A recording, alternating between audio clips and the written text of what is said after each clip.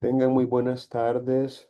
Vamos a iniciar la sesión de hoy, no sin antes recordarles que en esta semana nos corresponde realizar el laboratorio 2 del segundo bloque de aprendizaje y que este laboratorio 2 estará integrado por dos actividades. Una de ellas es el escrito de contestación de la misma demanda que presentaron el día de ayer.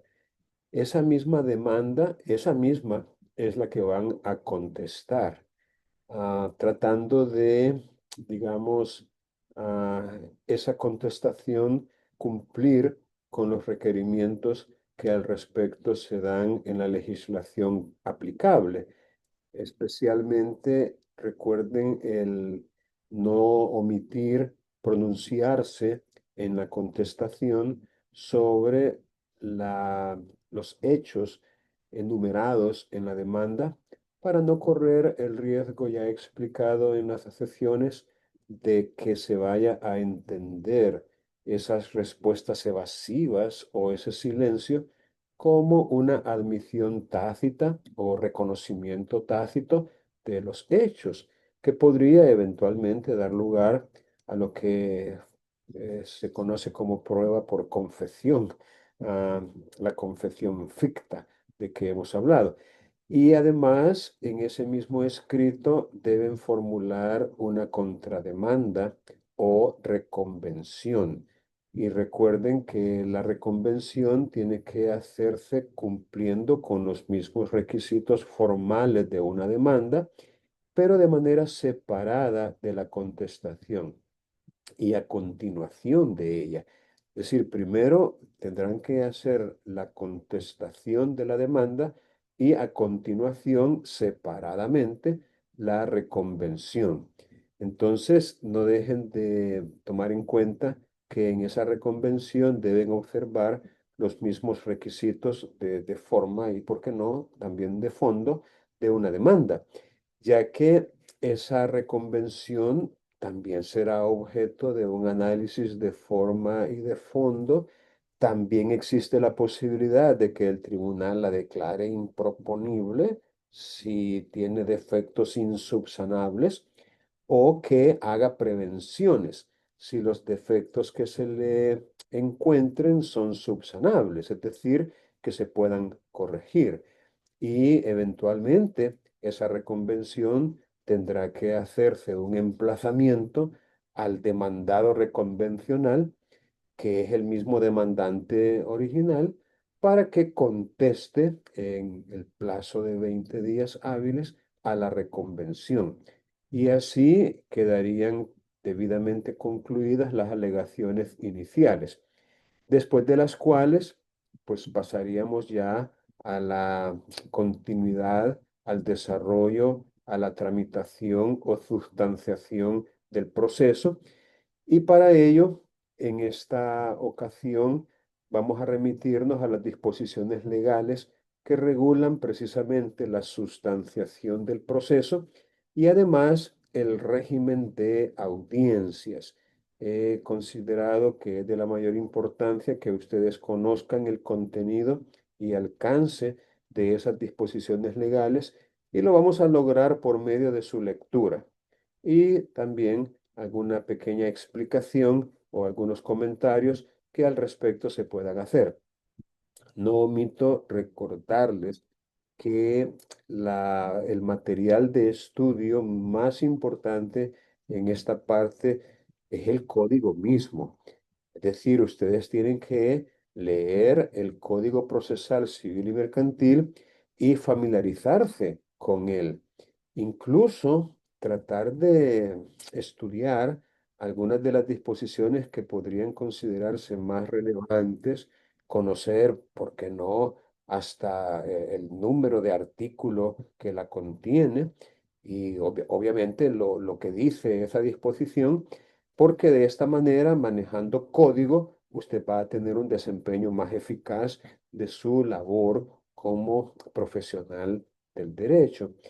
Además, hay recursos adicionales, como en este caso tenemos el Código Procesal Civil y Mercantil comentado, que nos ofrece de una manera muy eficaz y eficiente información adicional que nos permitirá familiarizarnos y conocer con mayor detalle estos contenidos de estas disposiciones. Bueno, dicho eso, y como antes les he dicho, si alguno de ustedes tiene alguna pregunta o hay algo que no ha logrado comprender como debería, no tengan ningún temor en interrumpirme, en activar su micrófono, en hacer alguna pregunta, ¿no? Fíjense que en la medida que uno cuestiona, en la medida que uno indaga o pregunta, en esa medida también aprende. Y yo quisiera pensar de que no preguntan porque ya han comprendido todo. Y si ese fuera el caso, pues les felicito. Pero si no pregunta por pena, por temor, no, entonces o porque no está en la sesión, simplemente se conectó y se fue. Entonces, no, pues habría que hacer algunas mejoras en ese sentido. Así que espero que les quede claro que tienen total libertad para preguntar y que quede claro también que si no preguntan es porque no quieren, no porque no tengan la oportunidad de hacerlo. Bien, vamos entonces a compartir la pantalla para, digamos, explicar. Aquí creo que estamos bien ya. Para explicar esta parte del código a partir del artículo 193. Ah, a partir del artículo 193 del Código Procesal Civil y Mercantil, que se titula Despacho Ordinario. Bueno, ya lo vamos a leer y para poder permitir un nivel de participación de ustedes, vamos a utilizar la misma dinámica de pedir a alguno o a alguna que nos ayude con la lectura. Entonces, vamos a comenzar con este capítulo quinto, sustanciación del proceso y audiencias, y vamos a pedirle a Edson Clodoaldo que nos ayude a leer, por favor, en pantalla. ¿Se me Por favor. escucha, Eli? Perdón, sí, le escucho, perfecto. Bueno, despacho ordinario. El secretario judicial informará al tribunal sobre el estado en que se encuentre cada proceso y a tal fin le dará cuenta de todo escrito y documento que se presente. Esta información la proporcionará a más tardar en el día hábil después de la presentación. Especialmente se le informará en el día hábil siguiente de la preclusión de los plazos procesales otorgados a las partes y del transcurso de los que se refieren al tribunal, a los efectos de que se puedan impulsar las actuaciones siguientes. Muy bien. Gracias, Edson. Muy bien. Miren, es obvio que si bien es cierto, el juez o los magistrados son los que resuelven, son los, llamémosle, encargados de dirigir, de conducir los procesos. Resulta obvio que necesita ayuda en esa noble e importante labor. Resulta obvio que él no puede, él solo, hacer todo lo que haya que hacer. Y por eso cuenta con todo un personal, llamémosle eh, jurídico, gente hasta cierto punto que ha sido capacitada, que tiene ya amplia experiencia, o en todo caso, pues que tiene las competencias intelectuales para poderle ayudar, para poderle servir. Y dentro de ellos tenemos al secretario. Este artículo 193 nos está dando algunas de las funciones o atribuciones que tiene el secretario del tribunal. Principalmente, él es el que recibe los escritos, las demandas y demás solicitudes o escritos que se presenten, él es quien las recibe. Ahora, hemos aprendido que de todo escrito, y la demanda va en uno de ellos, la demanda va por escrito, de todo escrito debemos presentar tantas copias como interesados haya, más una. Y yo les he dicho con énfasis que mejor hay que decir más dos, porque una de ellas es la copia que nosotros vamos a recibir con la firma y el sello del tribunal, evidenciando que ese escrito fue recibido. Le llamamos firma y sello de recibido, es decir, de haber sido recibido el escrito. Y eso es de la mayor importancia práctica, porque créanme, no sería la primera y ni quizás la última vez que un escrito se extravíe, es decir, que se pierda. A veces no es por mala fe, simplemente es por descuido. A veces se archiva en un expediente al cual no le corresponde por error, obviamente, error humano. Y eso podría generar algún tipo de inconveniente. Y si nosotros no tenemos evidencia de haber presentado un escrito o una solicitud, y la evidencia es esa copia que se nos va a devolver a nosotros con la firma y sello de recibido, entonces podríamos tener dificultades para acreditar que efectivamente presentamos nosotros ese escrito. Así que por favor que no se les vaya a olvidar la necesidad de llevar una copia adicional para que les quede a ustedes como evidencia de haberlo presentado.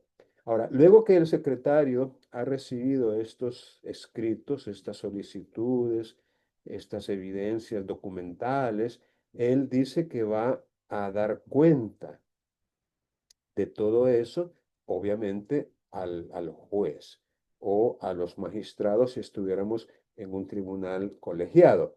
Esta información, dice, la va a proporcionar a más tardar el día hábil después de haberse presentado. Y también el secretario va a informar al tribunal los vencimientos, llamémoslo así. Aunque el código le llama preclusión, pues podemos entenderlo como los vencimientos o el hecho de que un plazo dado a alguna de las partes ya se venció, ya precluyó. Y no solo eso, también los vencimientos de los plazos que el tribunal mismo tiene para resolver. Por vía de ejemplo, para pronunciar sentencia después de haberse realizado la audiencia respectiva o para dictar la caducidad de la instancia en el caso de que se haya dejado sin impulso de parte el proceso por los tiempos que la ley establece, que la caducidad de la instancia opera después de 6 meses de prácticamente haberse abandonado, digámoslo así, abandonado por la parte interesada el proceso. Aquí les quiero hacer una pequeña aclaración. A veces lo que sigue, o sea, lo que hay que hacer a continuación depende exclusivamente del tribunal. Entonces, en ese caso, no operaría la caducidad de la instancia, porque no es responsabilidad o culpa, digámoslo así, de la parte, sino que es del tribunal. Normalmente los tribunales no dejan pasar mucho tiempo antes de ordenar lo que continúa, lo que debe hacerse a continuación, porque hay un principio en cuya virtud los tribunales deben dar el impulso procesal de oficio, es decir, sin que se lo pidan.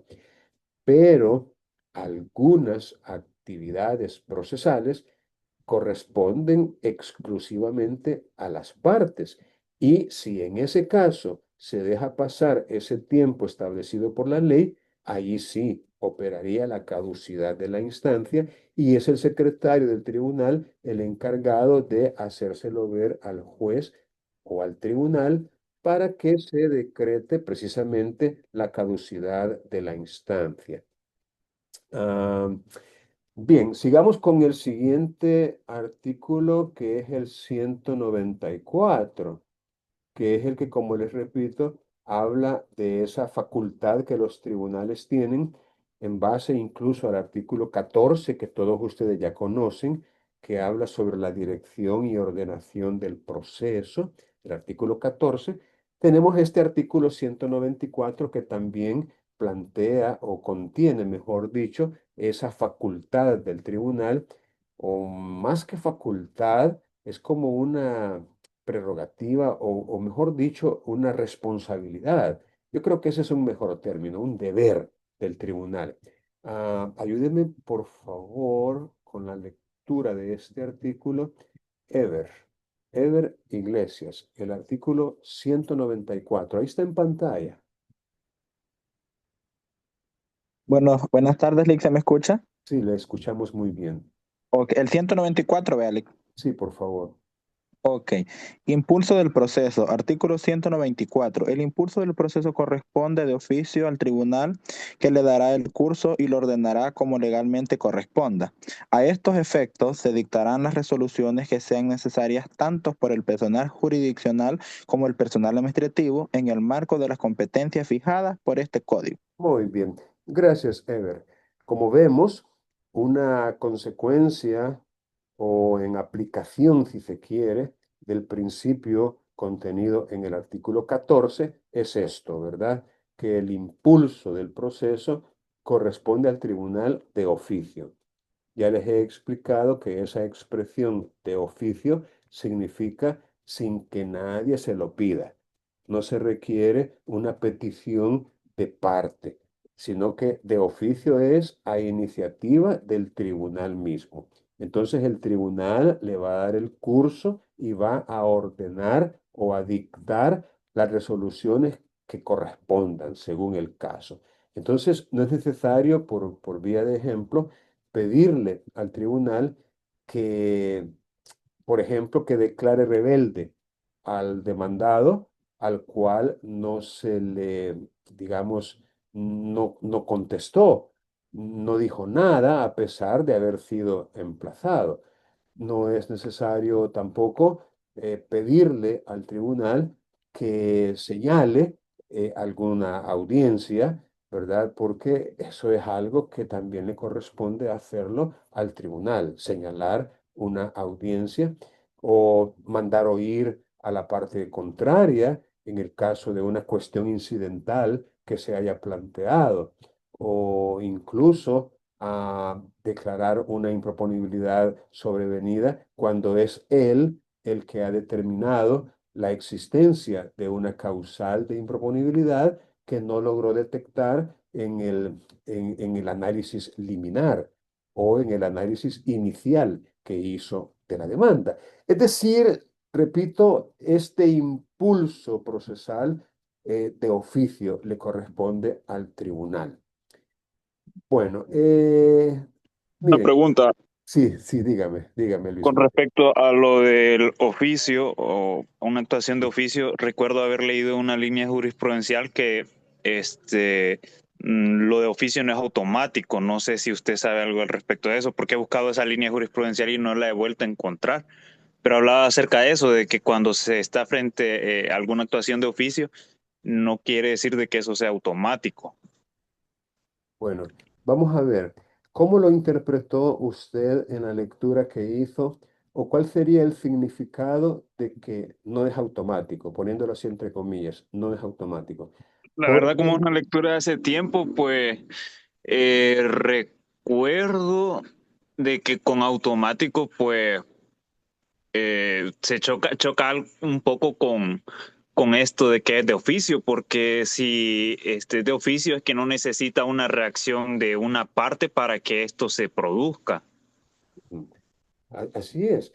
Bien, bueno, le voy a dar una pequeña explicación de cómo funcionaba con el código anterior, que existe la posibilidad de que esa referencia jurisprudencial que usted menciona corresponda a procesos tramitados antes del nuevo código, yo le llamo nuevo, porque es del 2010 y el anterior era de 1881, 82. Imagínense, 1880 y algo, el anterior. Y ese sí que era viejo. El de ahora es quinceañero, ¿no? Es nuevo. Entonces, antes había un aforismo aplicable a los procedimientos civiles y mercantiles y era el siguiente: el interés de las partes es la medida de la acción. Repito, un dicho, un refrán, una máxima, un aforismo jurídico que decía, repito, el interés de las partes es la medida de la acción. Traducido a un español más o menos normal, sería, en la medida que tú pidas, en esa medida se te concederá. En la medida que manifiestes interés, el tribunal actuará. Si tú no muestras interés, si tú no pides, no esperes que se te conceda nada. Algo así como el versículo bíblico, ¿no? Pedid y recibiréis. Ese es un principio conocido como principio dispositivo, que se contrapone frontalmente al principio de oficiosidad. Sin embargo, digamos que ese principio dispositivo en cuya virtud el juez no hacía absolutamente nada a menos que se le pidiera, era regla general siempre. Siempre habían excepciones, porque recuerden ustedes que la excepción es la que confirma la regla y que no hay regla sin excepción. Entonces, eso de la oficiosidad, o sea, tener que pedir, era, insisto, la regla general, ya que admitía excepciones. Pues ahora la regla cambió, se invirtió el asunto y ahora la regla general es la oficiosidad y la excepción es la petición de parte. En el sentido de que algunas actuaciones sí van a necesitar petición de parte para que se puedan conceder, algunas. Pero la inmensa mayoría o la regla general es lo que acabamos de leer en el 194, que el impulso del proceso corresponde de oficio al tribunal. Este artículo, insisto, el 194, nos está diciendo que ahora el que predomina es el principio de oficiosidad, en cuya virtud no necesitamos pedirle al tribunal, por vía de ejemplo, que declare o que dicte o que pronuncie la resolución que viene, que continúa a continuación. No necesitamos pedírselo para que lo haga, ya que él lo tiene que hacer sin que se le pida. Ahora, esa expresión de en automático o no, pues sí, usted tiene razón, hay contradicción. Yo no puedo decir el principio de oficio no es automático, porque sí lo es si tomamos por automático el hecho de que el tribunal actúa por sí mismo como un, digamos, automóvil, automóvil que se mueve por sí mismo. Bueno, claro, gracias al motor que tiene, ¿no? Se puede movilizar, media vez usted lo conduzca y lo acelere. Pero bueno, la expresión probablemente se utilizó en un contexto que no conocemos a fondo por no haber leído ese párrafo jurisprudencial, pero espero que mi explicación le haya servido para comprender la diferencia entre el procedimiento anterior en el Código de Procedimientos Civiles, que era eminentemente dispositivo, y el procedimiento actual con el Código Procesal Civil y Mercantil, que es eminentemente oficioso, de oficiosidad. No hay necesidad de pedirle al tribunal. Bien, ¿alguna otra pregunta si la tuvieran? Les decía que a veces en primera instancia podría conocer una cámara de segunda instancia y ello se da cuando el demandado es el Estado.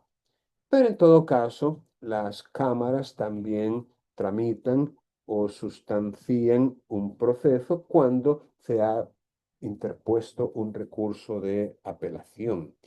Incluso la sala de lo civil, compuesta por 3 magistrados, también es un tribunal colegiado que resuelve en segunda instancia, o sea, en apelación, cuando una Cámara ha conocido en primera instancia.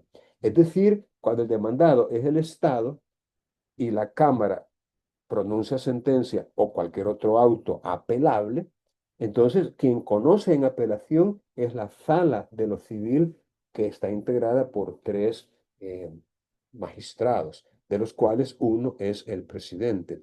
Entonces, este artículo 195 se refiere a los tribunales colegiados, como les repito, que son aquellos que están integrados por dos o más titulares.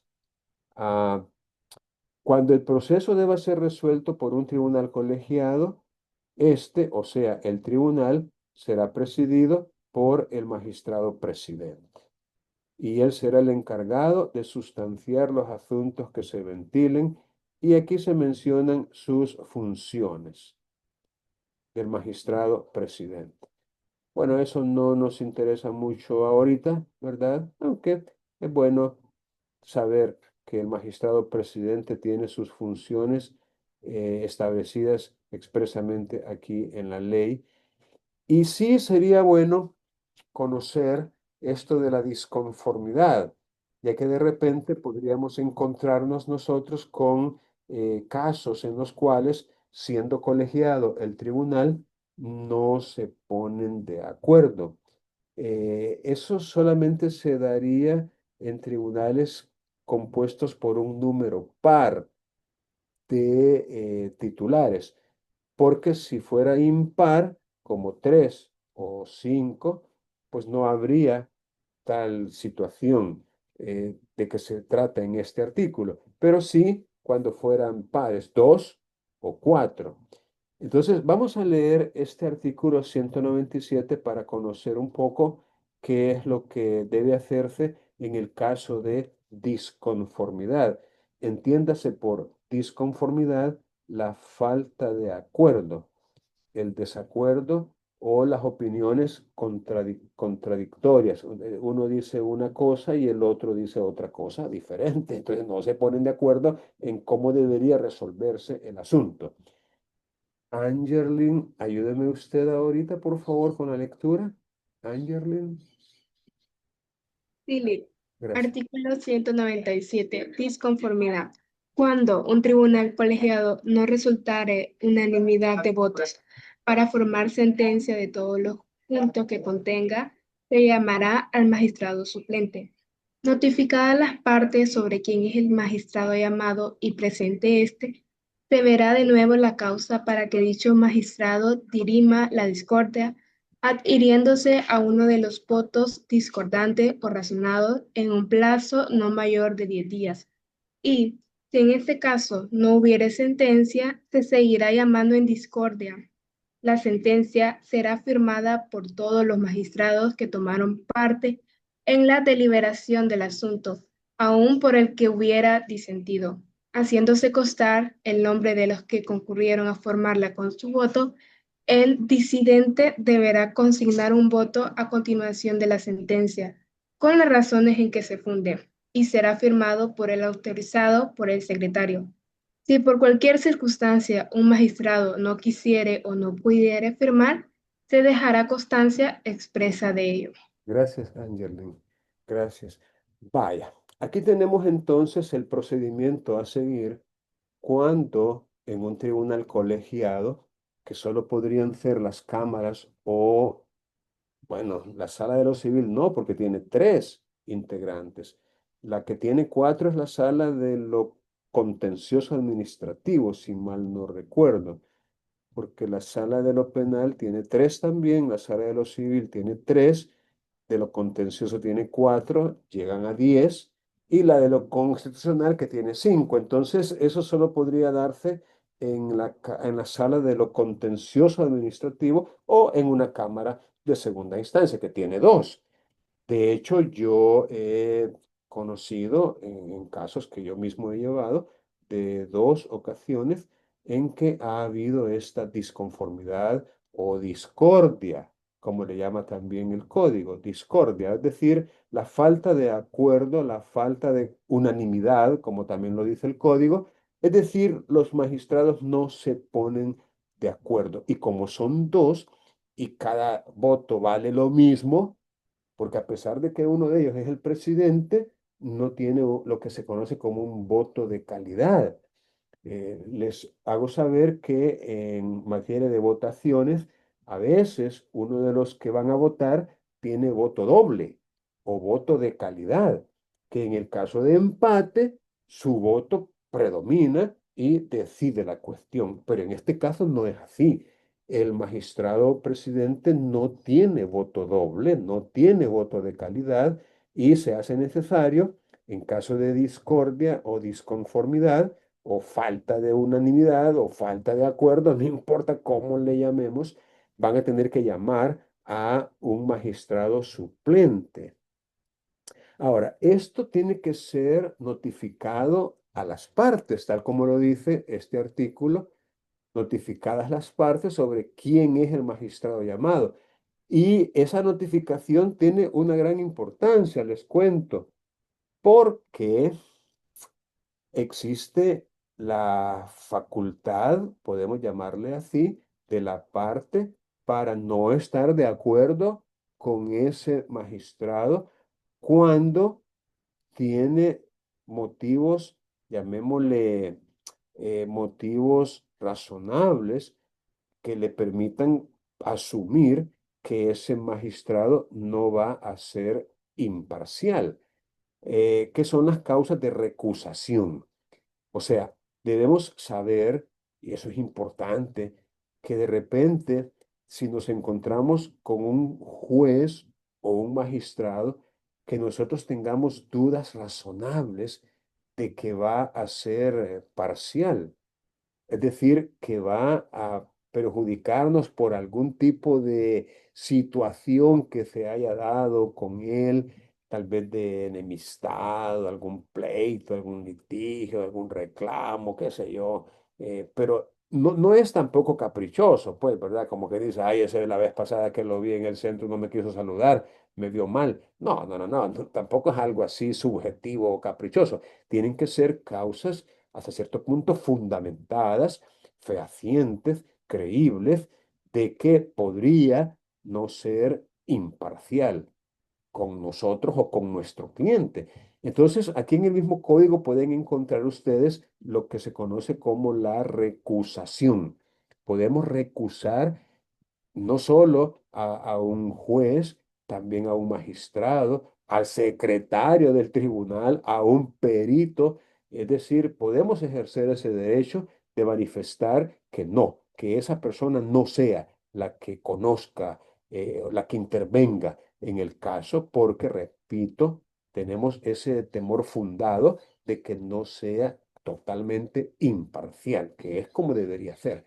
Entonces, por eso es que se notifica quién es el magistrado llamado.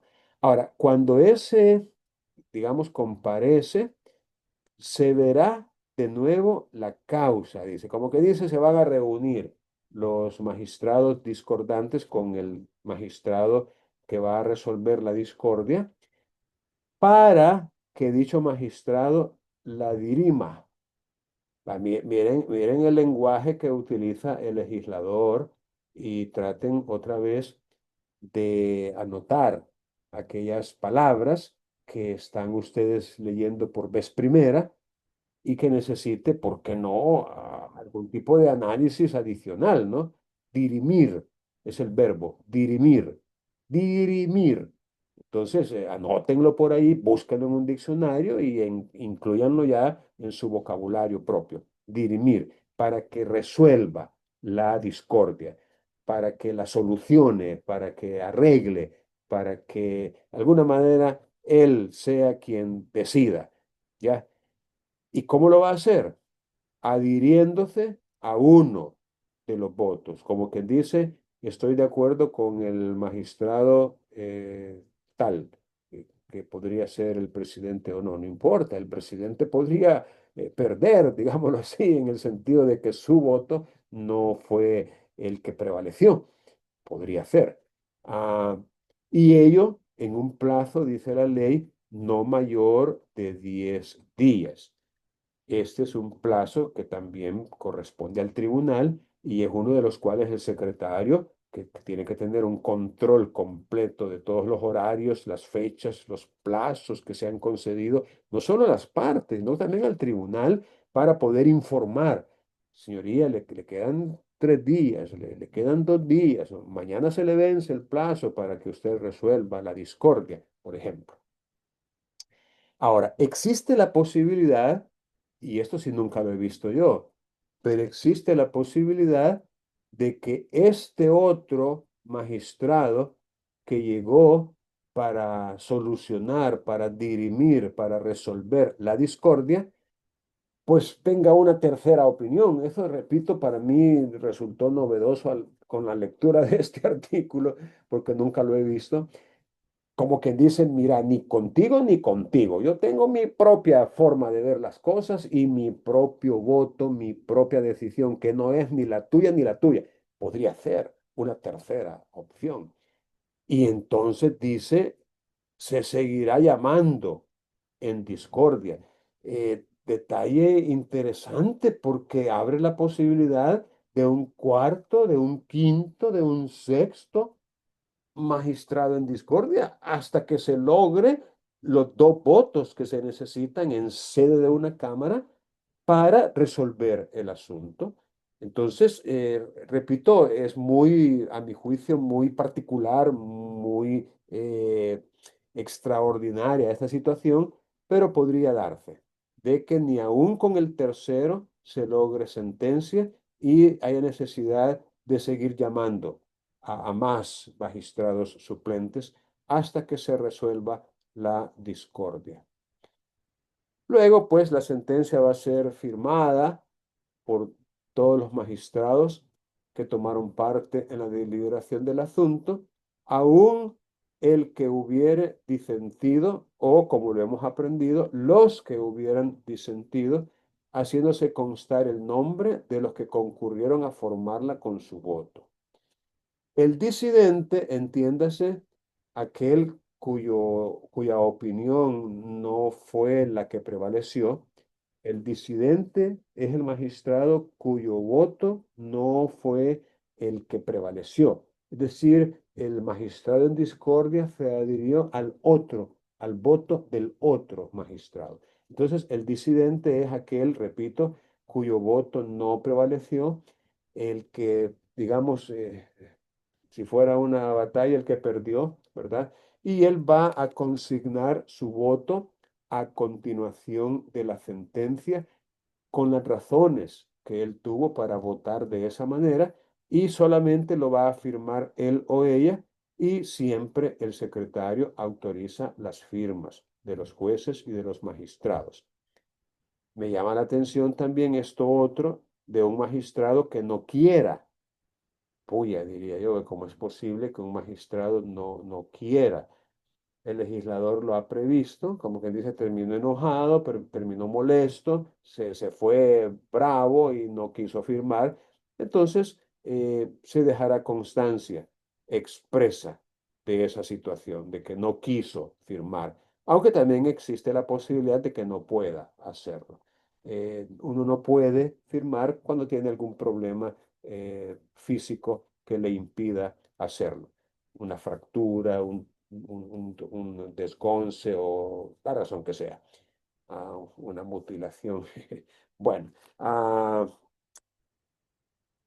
bien, pasemos al artículo 198 que nos habla de la posibilidad de que un proceso se suspenda otra vez de oficio, es decir, sin que nadie lo pida, porque el siguiente artículo nos habla también de la suspensión del proceso, pero esta vez a instancia de parte.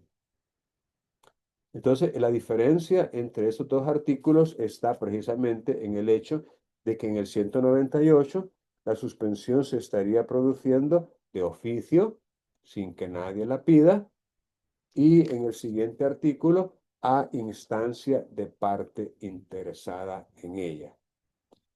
Bueno, el 198 dice de que el tribunal solo podrá suspender de oficio.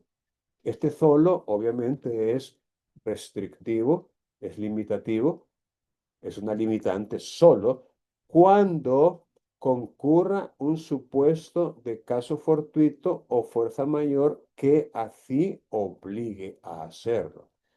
Son circunstancias extraordinarias en las cuales, aunque quieran, no podrían continuar con el desarrollo normal del proceso y eso motiva su suspensión. El auto en que se decida tal suspensión deberá estar especialmente motivado. Entiéndase, no puede ser una suspensión arbitraria, antojadiza o caprichosa, sino que tiene que estar debidamente justificado el porqué de la suspensión y no se da un plazo de duración como si se hace en el caso del siguiente artículo. Aquí la suspensión va a durar mientras subsistan las causas que la motivaron, que como el mismo código lo dice, tiene que ser un caso fortuito o fuerza mayor. Recordar que aunque la doctrina distingue entre estos dos conceptos, para nuestra legislación son sinónimos, significan exactamente lo mismo. Caso fortuito o fuerza mayor, en este contexto el término o es indicativo de que son sinónimos, no son cosas diferentes. Y el legislador civil, en el Código Civil, lo define como el imprevisto al que no es posible resistir. Esa es, repito, la definición legal que de caso fortuito nos da el Código Civil. Y como le repito, es sinónimo de fuerza mayor. Para la doctrina, cuando las causas se originan en la naturaleza, es caso fortuito. Y cuando se originan en una actividad humana, es fuerza mayor. Pero otra vez, el que sea por la naturaleza o por la actividad humana no representa una diferencia fundamental que justifique el que sean términos diferentes. Son lo mismo, caso fortuito o fuerza mayor. Entonces, en esos casos, bueno, recordemos la pandemia. La pandemia fue un caso fortuito o fuerza mayor terrible que obligó literalmente a la suspensión de muchos procesos porque no se podía continuar. De hecho, la sola asociación de los trabajadores en los centros judiciales resultó hasta prohibida, ¿no? Hasta sancionada. Entonces, en esos casos, pues, como un ejemplo de una suspensión que se da de los procesos y que se ordena en resoluciones debidamente motivadas. Ahora, en el artículo 199, y este sí lo vamos a leer literalmente para poder conocer su contenido, voy a pedirle a Natalie Alvarenga que por favor ayude a leer el 199.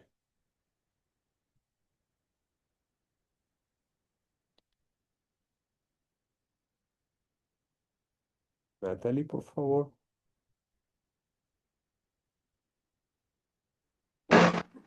Natalia Herrera, Era la otra, pero hágalo Ah, usted para ayudarle. Hágalo usted, por ok. favor. ¿Me escucha? Sí. Sí, sí, le oigo.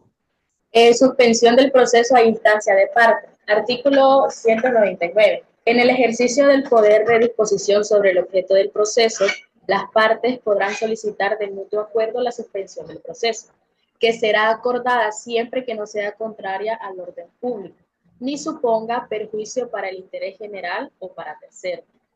La suspensión se acordará por medio de auto y no podrá ser superior a 45 días. En estos casos, el proceso se reanudará en cualquier momento a solicitud de alguna de las partes. Transcurrido el plazo por el que se acordó la suspensión sin que ninguna de las partes haya pedido la reanudación del proceso, se procederá al archivo provisional de las actuaciones, el cual se mantendrá mientras no se solicite la continuación del proceso o se produzca la caducidad de la instancia. Muy bien, Natalie, muchas gracias. Vaya, aquí vemos nosotros que la suspensión del proceso también podría darse a solicitud de parte. Lo que sí se necesitaría en este caso es que ambas partes estén de acuerdo en dicha suspensión, porque dice que se podrá solicitar de mutuo acuerdo. En otras palabras, no puede ser a iniciativa de solo una de las partes para solicitarle al juez. Fíjese, señoría, que voy a tener necesidad de salir del país por algún tiempo, voy a estar un mes afuera, y entonces le pido por favor que suspenda. No, no, no, no. Si la otra parte no está de acuerdo, no se podría autorizar esa suspensión del proceso. Tiene que ser, repito, estipulada. Estipular es que tienen que ser ambas partes las que se pongan de acuerdo en pedir la suspensión. Y tampoco, aquí sí, mire, tampoco es automática. Aquí sí podemos utilizar el término automáticamente.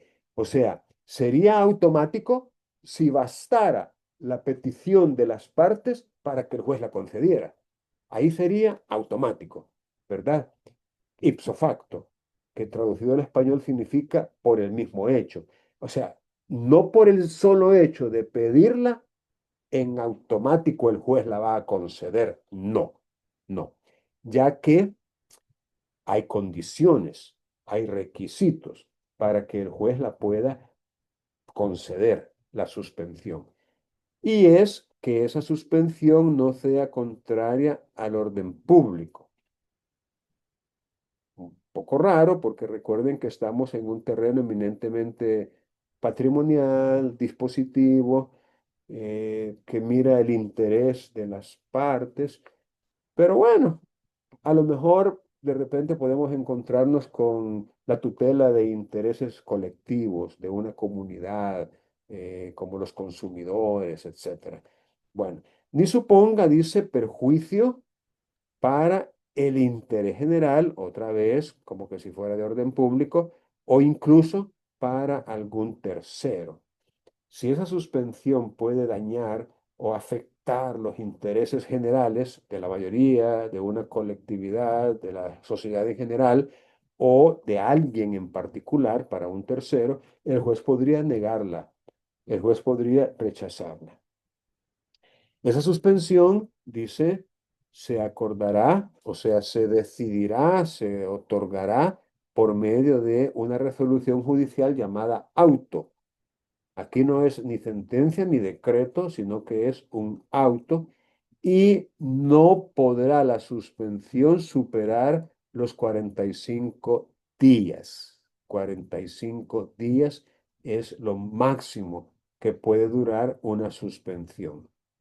Ahora bien, cuando se ha suspendido un proceso por iniciativa o solicitud de ambas partes, cualquiera de ellas puede solicitar en cualquier momento su reanudación. Entendamos por reanudación el que el proceso continúe nuevamente, ¿verdad? Desde donde se dejó en adelante. No lo vamos a retroceder porque no estamos hablando de que vamos a empezar desde cero, sino que por eso dice se reanudará. Como que dice, va a continuar desde donde se había dejado, ahí donde se había quedado. Transcurrido ese plazo, sin que se haya pedido la reanudación del proceso, pues lo que se va a hacer es que se va a archivar provisionalmente. Como que dice, ordénase el archivo provisional de este expediente o de estas actuaciones y manténgase archivado mientras no se solicite la continuación del mismo o se produzca la caducidad de la instancia. Ya les hablé un poquito de la caducidad de la instancia. Es el efecto que se produce procesalmente hablando cuando las partes a quienes corresponde el impulso procesal no lo solicitan, que como ya les dije es la excepción. La regla general es que el impulso procesal será de oficio. sin que nadie lo pida.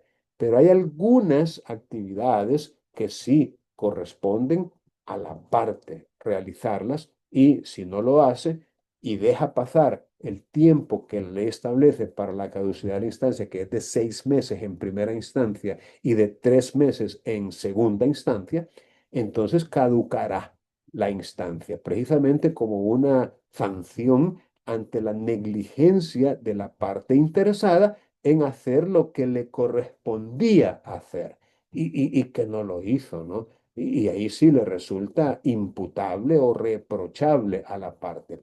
Ahora, de repente, podría haber alguna causal que justifique esa inactividad. Podría ser. Y entonces está prevista la posibilidad de que él pueda alegar que hubo una causa justa para no impulsar el proceso y podría hacer que la caducidad decretada se revierta y se deje sin efecto y el proceso pueda continuar. Pero si no es porque hubo una causa justificada, sino que fue por simple dejadez, por simple negligencia, entonces la caducidad de la instancia hace que el proceso termine y ahí sí va a haber necesidad de empezarlo desde cero, cuando se produzca la caducidad de la instancia. Bien, hemos concluido la primera parte, digámoslo así, que tiene que ver con el tema este del impulso del proceso y la sustanciación del mismo. Sustanciación e impulso del proceso. Vamos a pasar ahora a la segunda parte, a la sección segunda, que es el régimen de las audiencias. Y fíjense ustedes que esto tiene la mayor importancia porque el proceso en principio está preparado, creado para que sea mediante audiencias, que se resuelva, que se tramite, que se decida, que se realicen las actividades procesales. Ahora, aclararles que el término audiencia puede ser utilizado con varias acepciones, es decir, con varios significados, dependiendo del contexto dentro del cual se utilice ese término. Eso es así con un montón de vocablos, con un montón. La misma palabra derecho tiene múltiples acepciones, desde la referencia que se hace a un lado, el lado derecho, hasta el tener suerte, vos sos bien derecho, o un conjunto de normas jurídicas, estás estudiando derecho. Es decir, tiene múltiples acepciones. Igual el término audiencia. Por ejemplo, decimos se le va a dar audiencia a la parte contraria, se le va a dar audiencia a la parte contraria por 3 días, por ejemplo. Lo que está significando allí es que se le va a escuchar o se va a leer lo que tenga que decir y lo que tenga que escribir, porque lo va a decir por escrito, es decir, se le va a dar audiencia, se le va a escuchar, se le va a dar la oportunidad de manifestarse con respecto a algo, como por ejemplo, cuando se interpone un recurso de revocatoria por escrito, y se le da audiencia a la parte contraria para que opine sobre ese recurso, si está de acuerdo o no en que se revoque una decisión. Como por ejemplo, cuando se presenta en base al artículo 127 del Código Procesal Civil y Mercantil una improponibilidad sobrevenida. Es decir, cuando se pide que se declare improponible una demanda a pesar de que ya fue admitida. Pero el solicitante piensa que hay un motivo o una causa que justifica la terminación del proceso porque la demanda es improponible y el juez no lo detectó in limine, sino que la admitió, pero él piensa que no tenía que haber sido admitida o, aunque la haya admitido, hubo una causal sobrevenida de improponibilidad y entonces solicita la improponibilidad. De hecho, vamos a ver cómo lo dice literalmente el artículo 127. Aquí, miren, cuando el vicio sea planteado por escrito, dice el 127, se mandará oír por 3 días a todos los demás intervinientes. Se mandará oír. Esto también se puede decir, se dará audiencia por 3 días a todos los demás intervinientes. Se dará audiencia, se mandará oír, vendrían a ser en este contexto la misma cosa. Se dará audiencia o se mandará oír. Pero el otro significado del término audiencia aquí mismo está. El juez convocará a una audiencia. El juez, repito, convocará a una audiencia. Aquí tenemos entonces la misma palabra, pero con otro significado, con otra acepción. Audiencia ahora sí es una reunión, es una sesión en la cual, presidida por el juez, se va a resolver el asunto de la improponibilidad en este caso. Entonces, el término, repito, audiencia, tiene varias acepciones, una de las cuales es mandar oír a las partes para que se pronuncien sobre algo que se ha peticionado, o la reunión que se hace en la cual se convoca a los interesados y una vez reunidos ya se da el famoso régimen de las audiencias.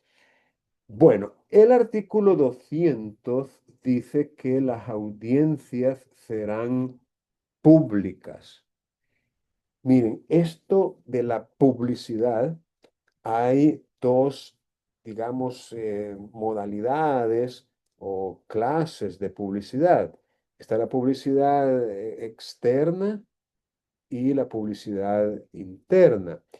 La publicidad interna tiene que ver con la posibilidad de que las partes y sus abogados conozcan el expediente y sepan qué es lo que hay en él, qué es lo que se ha hecho, qué es lo que se ha dicho, qué es lo que se ha actuado. Es decir, la publicidad del expediente es una publicidad interna porque hace referencia a lo intrínseco del proceso, tal como se ha consignado en ese fajo de hojas llamado expediente judicial.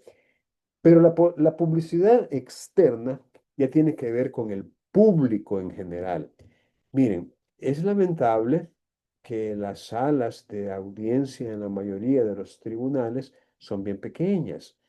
Eh, no cabe en ellas mucha gente. Y lo otro que es lamentable es que la gente ni siquiera sabe que las audiencias son públicas y que tienen derecho legítimo a asistir y a presenciar, aunque no tengan la más mínima vela en ese entierro, pero pueden perfectamente asistir y ver el desempeño, el funcionamiento de la administración de justicia en el país. Y en ese sentido, los tratadistas dicen de que el pueblo es el juez de los jueces, en el sentido de que mediante la publicidad, llamémosle externa, la publicidad de las audiencias, la invitación que se haga a la sociedad a que vengan y vean cómo se resuelve, eso de alguna manera permite que el pueblo mismo valore y diga, puya, mano, ¿estamos bien o estamos mal? Dependiendo qué es lo que vieron, pues tienen derecho legítimo a hacerlo. Bueno, visto eso, pues por lo menos las partes a las que representemos tendrán allí algún tipo de amigos, vecinos, familiares que a lo mejor sí estén más interesados que la generalidad de la gente y perfectamente muchas veces le preguntan a uno, mire, ¿y yo puedo ir? A veces hasta la misma parte tiene dudas si puede ir o no. La misma parte, ya no digamos otras personas, ¿verdad? Que no son la parte, pero que a lo mejor estén interesados en el resultado de ese proceso. Entonces, las audiencias, óiganlo bien, serán públicas.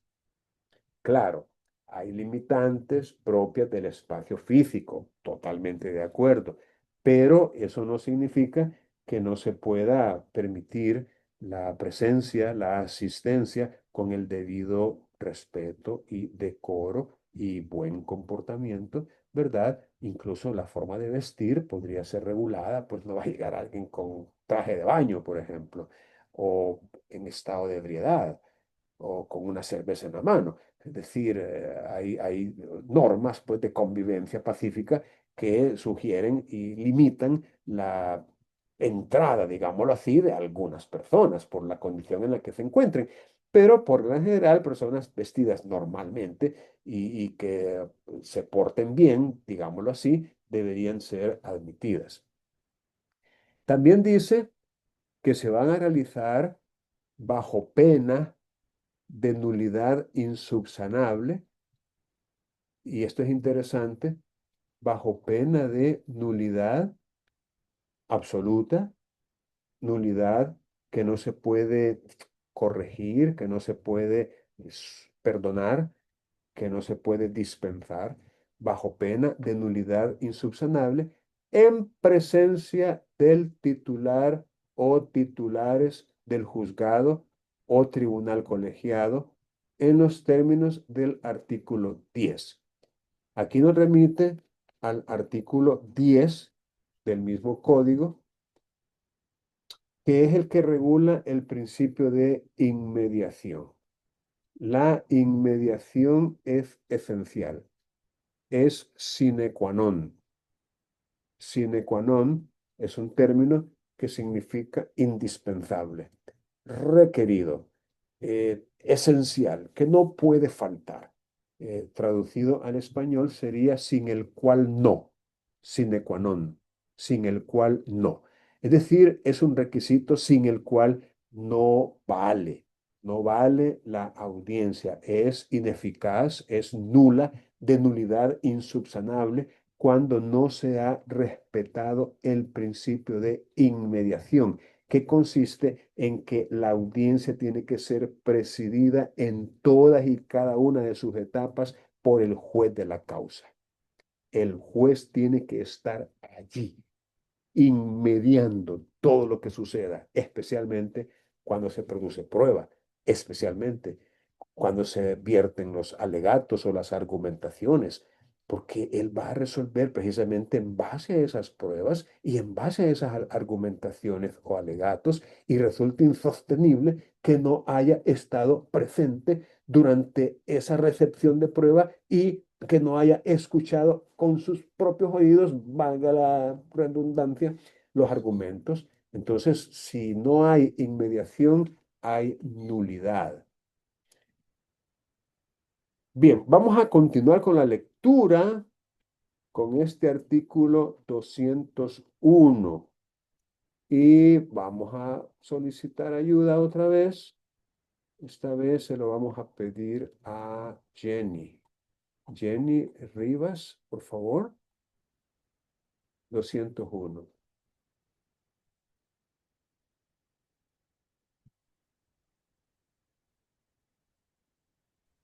Sí, las audiencias se señalarán de oficio, fijándose día y hora al efecto cuando así corresponda, conforme al estado de tramitación del proceso y por el orden en que lleguen a ese estado. El calendario de audiencias será llevado por el secretario judicial, previo señalamiento del juez o magistrado. El secretario deberá dar a conocer a las partes las fechas de las audiencias. Entre el señalamiento y la celebración deberá mediar un mínimo de 15 días hábiles y un máximo de 20, salvo que se disponga otra cosa en la ley. Muy bien. Muchas gracias, Jenny. Vaya, aquí vemos nosotros que las audiencias se van a señalar otra vez de oficio.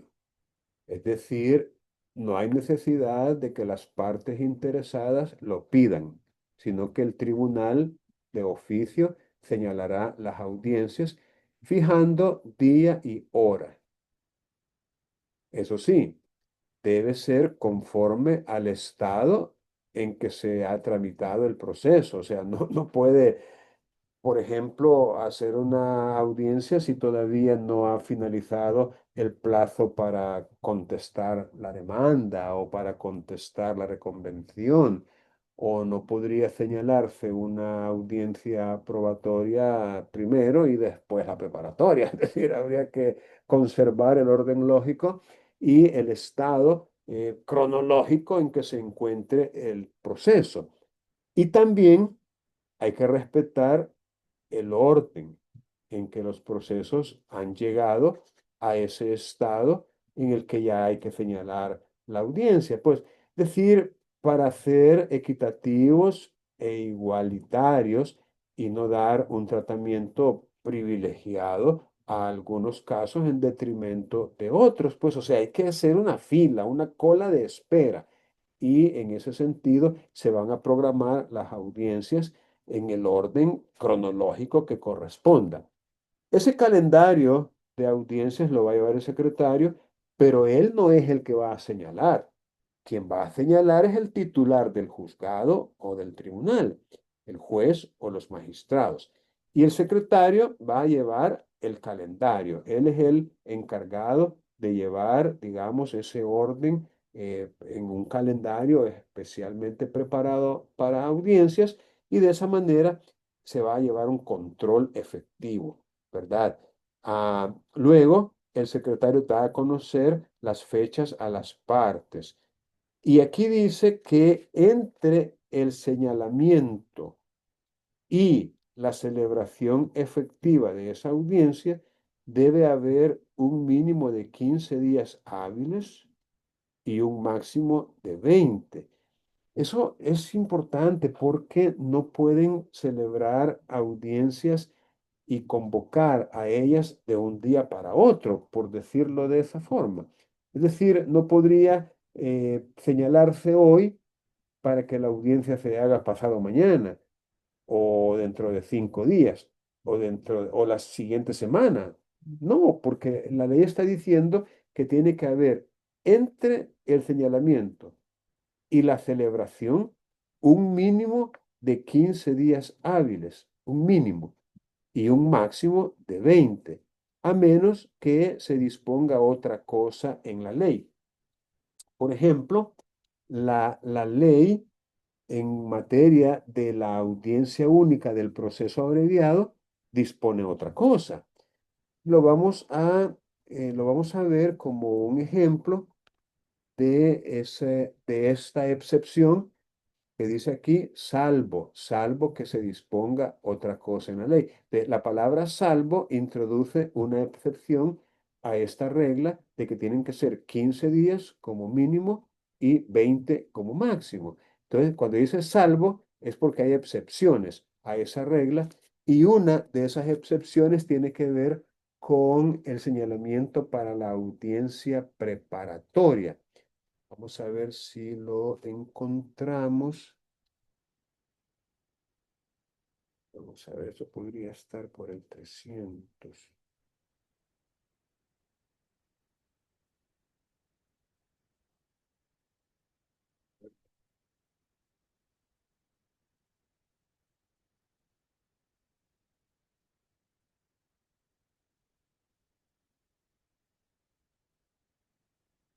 Bueno, el 290 nos pone como ejemplo un plazo, dice, no mayor de 60 días, contado desde la convocatoria.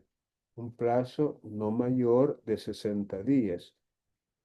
Pienso que está haciendo una excepción al plazo máximo, que hablaba allá de 20 días. Aquí nos habla de 60, pero el mínimo de 15 días habría que respetarlo, el mínimo de 15 días, y no más, en este caso de 60, por tratarse de una excepción a aquella regla. Pero también tenemos el ejemplo de la audiencia única del proceso abreviado. Vamos a buscarla aquí por el 418. El proceso abreviado, que dice señalamiento de audiencia. El 423, fíjense bien, también nos da otra excepción, otro ejemplo de un plazo diferente entre la convocatoria y la audiencia. Dice, si la demanda fuese admitida, y este artículo 423 está dentro de las reglas del proceso abreviado. Abreviado, fíjense bien. Si la demanda del proceso abreviado fuese admitida, el juez señalará en el mismo auto de admisión el día y hora en que habrá de tener lugar la audiencia. Entiéndase, la audiencia única del proceso abreviado, que se realizará dentro de un mínimo de 10 días entre la citación y la efectiva celebración de dicho acto, o sea, de la audiencia, y un máximo de 20. Entonces, aquí nos está dejando el máximo, que es 20, pero el mínimo lo está reduciendo de 15 a 10. Entonces, vemos que en el artículo 423 hay también un ejemplo de una excepción a la regla que hemos venido comentando, que es la regla del 201, creo. Ya vamos a ver.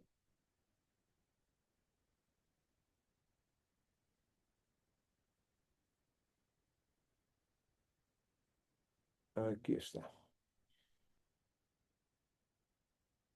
El 201 es el que nos da esa regla general. Entonces, tengan presente, pues, y relacionen en el artículo 201 los artículos que acabamos de comentar, en los cuales cambia en un caso el plazo máximo, pasó de 20 a 60, y que tiene que conservarse el mínimo, que es para la audiencia preparatoria. Y el 423, que habla de la audiencia única del proceso abreviado, en el cual redujo de 15 a 10. Vamos a ver aquí. Redujo, repito, de 15 días a 10, en el caso de la audiencia única del proceso abreviado. Bueno, sigue diciendo el artículo 202 que una audiencia podría ser objeto de un nuevo señalamiento cuando alguna de las partes, sus representantes o abogados, o alguno de los testigos o peritos, manifiesta, obviamente con la antelación suficiente, con la anticipación adecuada, la absoluta imposibilidad de concurrir. En ese caso podrá hacerse un nuevo señalamiento, si concurren los requisitos establecidos en este artículo. Fíjense bien, a esto le conocemos como reprogramar. Un nuevo señalamiento, muchas veces le llamamos reprogramar. O sea, la audiencia se reprogramó. Es decir, no se va a hacer el día y hora que se dijo antes, sino que se va a cambiar a una fecha posterior. Hay quienes le llaman también aplazamiento. La audiencia fue aplazada. Es decir, el plazo se cambió, se modificó, ya va a ser otro, aplazamiento. No se va a hacer el día y hora que se señaló originalmente. Ahora, esa imposibilidad debe comunicarse de inmediato al tribunal, justificando debidamente las razones en que consista. Fíjense que no siempre resulta posible comunicarlo con antelación. En la práctica se dan múltiples incidentes, múltiples eventos, muchos hechos, que no siempre es posible. Yo, por ejemplo, tuve una audiencia que no se hizo, porque el abogado de la parte contraria simplemente no llegó, no llegó. Pero después, creo que el mismo día, más tarde, él envió un escrito con una constancia médica de que se había enfermado. Y se enfermó precisamente el mismo día de la audiencia.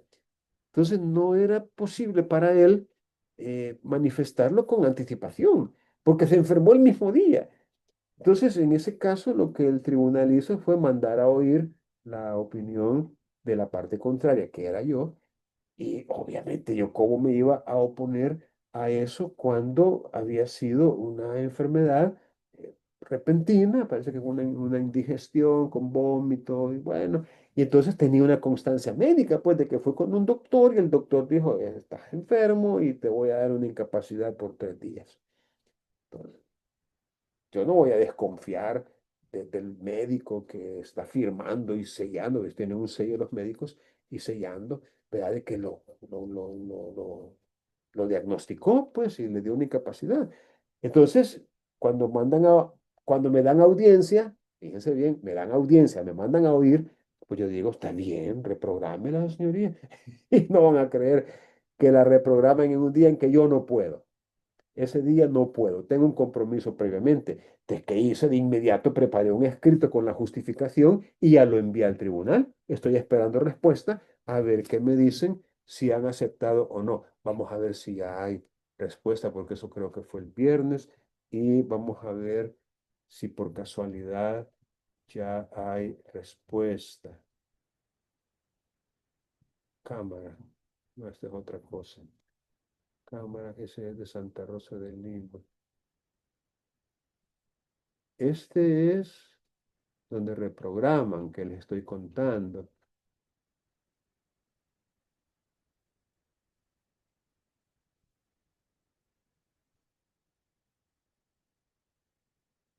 Ah, esa es. Sí, este es cuando él. Ah, es que él presentó un escrito. Miren, aquí está, mira, un boleto de avión. ¿Ve? No voy a estar, así que por favor reprograme. Y entonces viene el tribunal y dice, bueno, está bien, lo vamos a dejar. Y le mueven la fecha que habían programado y ya la dejan para el 22 de octubre. Otra vez, en este caso, el colega sí tuvo tiempo de hacerlo con anticipación y así lo hizo. Bueno, en ese caso se van a repetir las citaciones, dice el código, repetición de las citaciones, porque como se hacen un montón de citaciones a las personas que deben asistir a la audiencia, y si considera que la imposibilidad es efectiva. Y solo cuando la presencia de la persona imposibilitada sea necesaria para el desarrollo de la audiencia.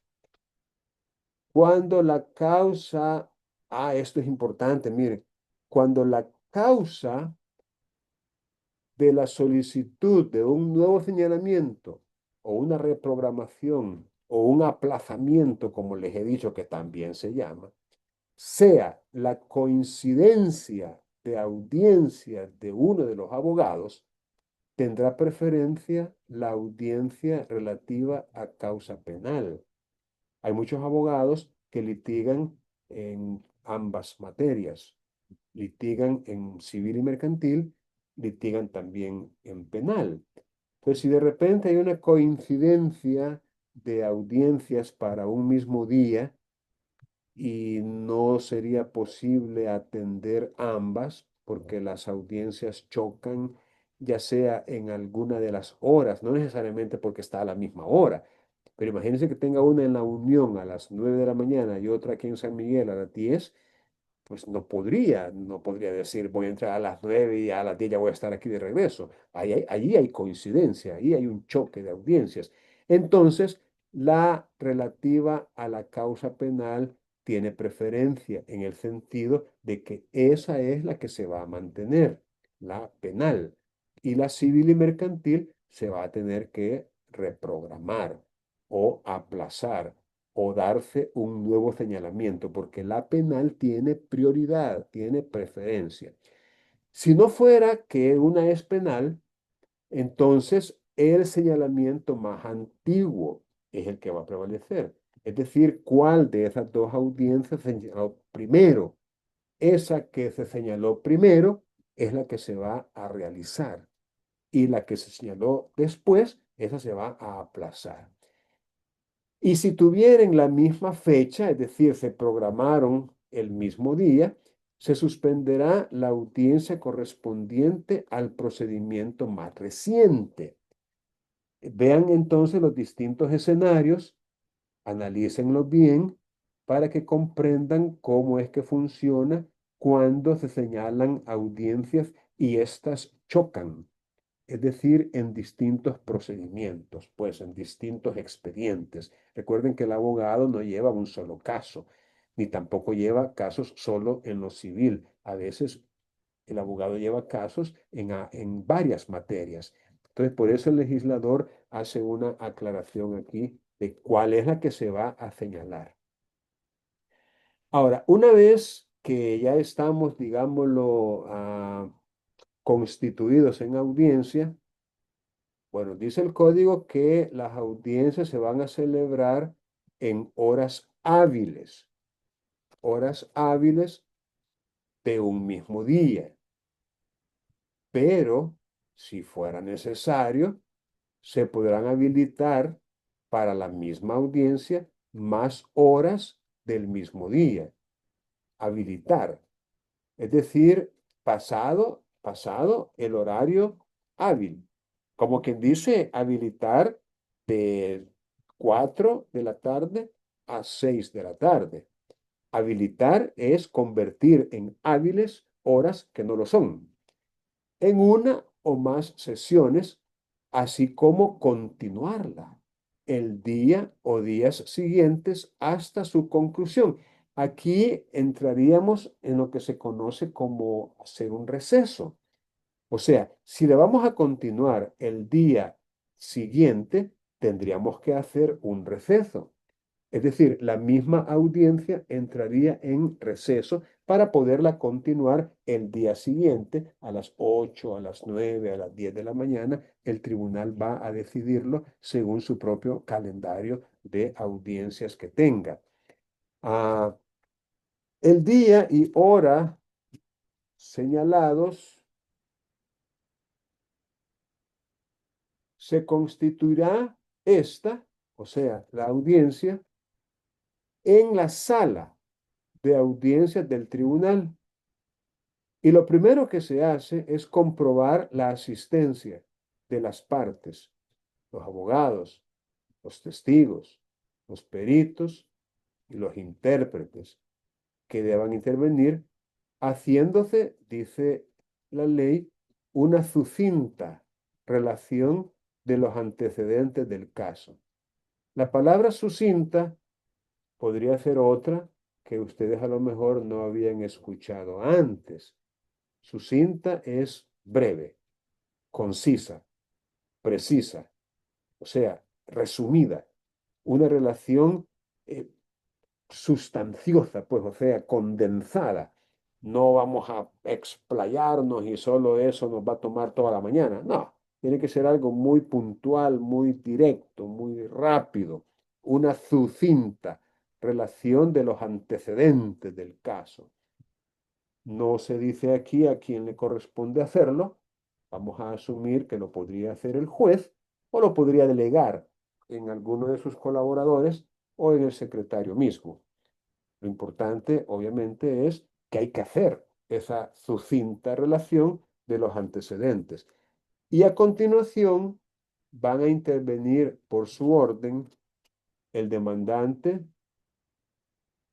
el demandado, o si fuera un recurso, el recurrente y el recurrido, por medio de sus abogados o por sí mismos cuando la ley lo permita.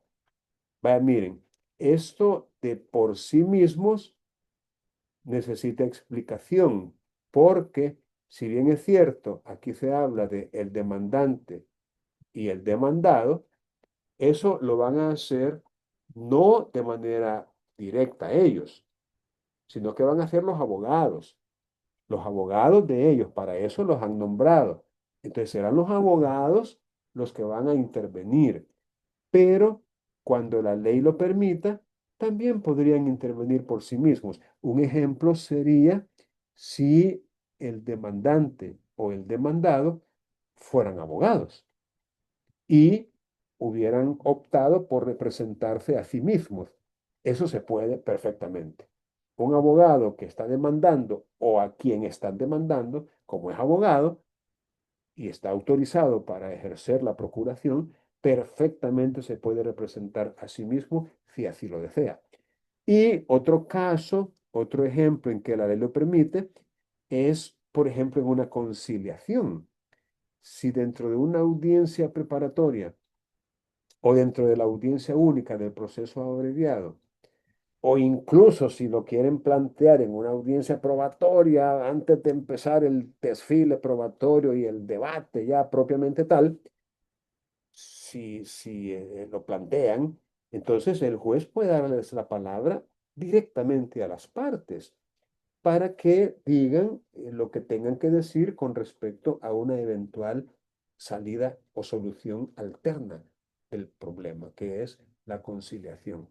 Podría ser otro ejemplo en que la ley permita que ellos puedan intervenir directamente. Si se hubieran admitido pruebas, se practicarán. Bueno, es la producción de la prueba. Y una vez practicada la prueba, el juez o presidente concederá de nuevo la palabra a las partes para que concisamente aleguen lo que a su derecho convenga sobre el resultado de las pruebas practicadas. Es decir, los famosos alegatos de cierre o alegatos finales, que versan obviamente sobre el resultado de las pruebas, tal y como la parte lo ha visto, pues porque ahí es una cuestión de que cada quien va a jalar por su lado, va a llevar harina a su propio costal, va a llevar agua a su propio balde. Entonces, allí pues cada quien hace las argumentaciones que considera convenientes, argumentando en relación con las pruebas que se han producido. Pero si no se practicó prueba, entonces va a haber otro turno de intervenciones para rectificar hechos o conceptos, como una segunda oportunidad para discutir lo que se trata de resolver. Bien, a través de una reforma se introdujeron artículos 203A, 203B, 203C, que nos habla de la posibilidad de que una audiencia se pueda realizar en forma virtual. Pero es importante tomar en cuenta que esa virtualidad solo se estaría aplicando a las partes, a sus abogados, pero no a quienes deban declarar. Por ejemplo, los testigos, los peritos, o si la propia parte va a declarar, quienes van a declarar, eso sí tienen que llegar personalmente. No se podría en forma virtual. Bueno, vamos a quedarnos acá, no sin antes pedirles que terminen de leer, porque hace falta, digamos, relacionar, y eso será objeto de evaluación, pues ni modo, lo de la suspensión de las audiencias y lo de la interrupción de las audiencias. Y la cosa con ustedes es que ya para el miércoles tienen la actividad evaluada. Entonces, no dejen de leer los artículos pertinentes que hablan sobre la suspensión y sobre la interrupción de las audiencias, que son los que continúan en este análisis que hemos estado queriendo hacer para que puedan estar preparados. En la sesión virtual que voy a tener con el otro grupo, voy a tratar de comentar estos otros artículos que no comenté con ustedes y les voy a compartir el enlace para que lo puedan también revisar el video. Y de esta manera, pues tal vez completar un poco la información. De momento, si tienen alguna pregunta, la pueden formular ahorita. Cualquier pregunta que tengan, la pueden formular. Si no, pues vamos a tomarles la correspondiente asistencia. Solamente voy a dejar de grabar. Aquí está.